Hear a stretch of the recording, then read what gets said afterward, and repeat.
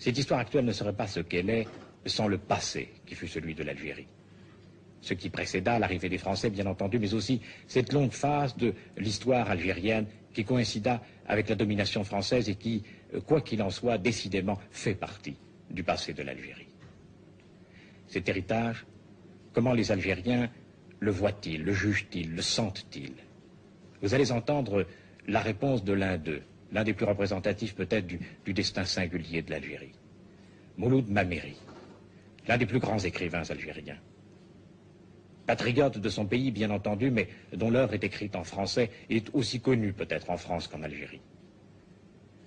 Vous allez l'entendre parler de la rencontre des deux cultures et par conséquent des deux peuples. Rencontre tragique à tant d'égards, mais peut-être aussi pleine de promesses. Rencontre qui, dans le passé, a lié indissolublement, pour le meilleur et pour le pire, ces deux peuples, et qui fait que, dans l'avenir, ils ne pourront plus jamais se regarder avec indifférence. L'Algérie a connu 130 ans de présence coloniale. L'Algérie existait avant. Qu'est-ce qu'elle était avant, l'Algérie? C'était un État islamique. C'était un État islamique englobé dans le grand ensemble islamique, et les hommes algériens se sentaient d'abord comme des musulmans. Enfin, il n'y a qu'à penser que l'Algérie était sous domination, en tout cas nominale, d'un gouvernement turc, puisque le Dey lui-même était turc, et la plupart de ses officiers, de ses grands administrateurs étaient des Turcs. Il y avait aussi des Algériens, bien sûr. De plus en plus d'Algériens, d'ailleurs, vers la fin. Mais ces Turcs n'étaient pas du tout sentis comme des étrangers. D'abord parce qu'ils étaient musulmans, ensuite parce qu'ils s'étaient algérianisés depuis le temps de leur entrée en Algérie. Là-dessus, il y avait certainement une société à la fois urbaine et rurale, avec une très vieille civilisation, un certain équilibre, une certaine intégration de cette société.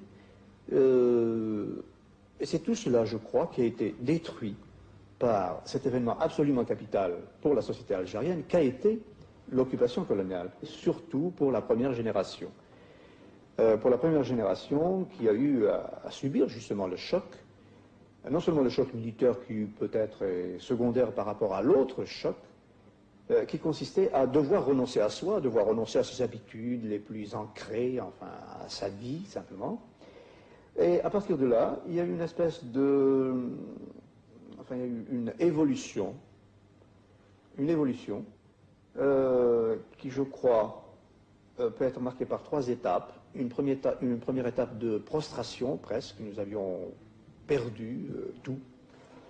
Une deuxième étape de... je ne sais pas comment dire, désadaptation à la colonisation, parce que la colonisation s'est implantée de plus en plus profondément dans notre pays. Les gars étaient bien obligés de réagir à ça. Alors bon, les ouvriers saisonniers qui descendaient dans les fermes, les gars qui partaient en France, les gars qui envoyaient leurs enfants à l'école française, chose qu'ils ne faisaient pas à la première génération, parce qu'ils considéraient ça comme une espèce de démission, de trahison, etc., etc. Il y a eu toute une période c'était la période euphorique de la colonisation, pendant laquelle nous, c'est-à-dire la société colonisée, était obligée de s'adapter tant bien que mal à l'ordre existant. Bon. La troisième période, ça a été celle qui a mené justement à la guerre de libération, c'est-à-dire à partir du moment où les gars ont senti qu'ils allaient tout perdre réellement, enfin, ou se perdre dans ce système colonial, il y a eu la création de tous ces mouvements nationalistes ou culturels ou religieux, qui ont justement permis à l'homme algérien de se récupérer en quelque sorte. Et on peut dire que le dernier acte de cet essai de récupération, ça a été la guerre de libération qui a éclaté en 1954.